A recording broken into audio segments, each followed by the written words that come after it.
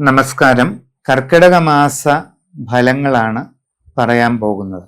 July 17-ാം തീയതിയാണ് കർക്കിടക മാസം ആരംഭിക്കുന്നത് ഈ വർഷം. മകം, പൂരം, ഉത്തരം നാളിന്റെ ആദ്യ 15 നാഴിക ഇവ ചേർന്ന ചിങ്ങക്കൂറുകാർക്ക് ഈ കർക്കിടക മാസം അത്ര ഗുണകരമൊന്നുമല്ല. എന്നാൽ വലിയ ദോഷവുമില്ല. പല കാര്യങ്ങളിലും തടസ്സങ്ങളുണ്ടാകും.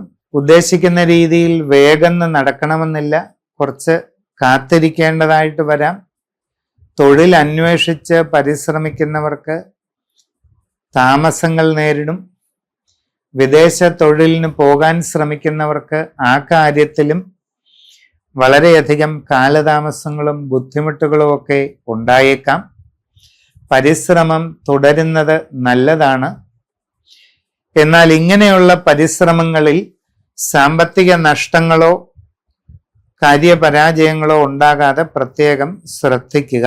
കച്ചവടക്കാർ സാമ്പത്തിക ഇടപാടുകൾ സൂക്ഷിച്ച് നടത്തണം. നഷ്ടങ്ങൾക്ക് സാധ്യതയുണ്ട്. പുതിയ മേഖലയിൽ പ്രവർത്തിക്കാൻ ഇറങ്ങുന്നവർ അതിനെപ്പറ്റി നന്നായി പഠിച്ചു മനസ്സിലാക്കി തന്നെ ചെയ്യേണ്ടത് അത്യാവശ്യമാണ്.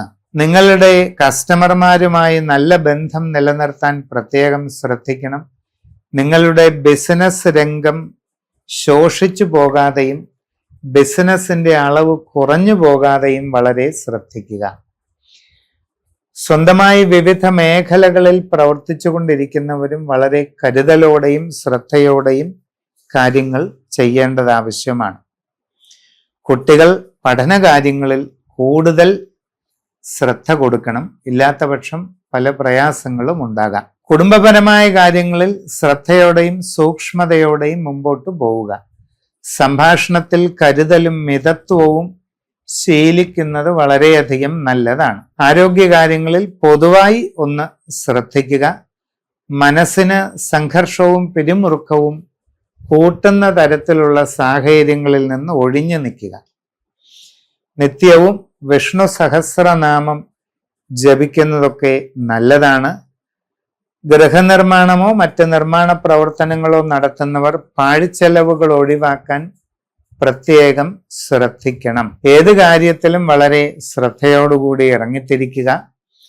കർക്കിടക വാവുബലി ഏറ്റവും ഫലപ്രദമായും ഭംഗിയായും ചെയ്യുന്നത് വളരെ നന്നായിരിക്കും.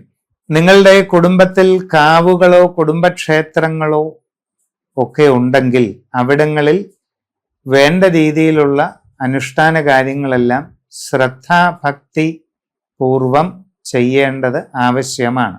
കർക്കിടക മാസത്തിൽ നിങ്ങൾക്കും നിങ്ങളുടെ കുടുംബത്തിനും പിതൃപരമ്പരയുടെ എല്ലാവിധ അനുഗ്രഹാശീർവാദങ്ങളും ലഭിക്കുന്നതിനും അതോടൊപ്പം എല്ലാ രീതിയിലുമുള്ള ഉയർച്ചയും പുരോഗതിയും ലഭിക്കുന്നതിനുമായി അത്യന്ത വിശിഷ്ടമായിരിക്കുന്ന ഗോവിന്ദരാജ ഹവനം ചെയ്യുന്നത് വളരെയധികം നന്നായിരിക്കും.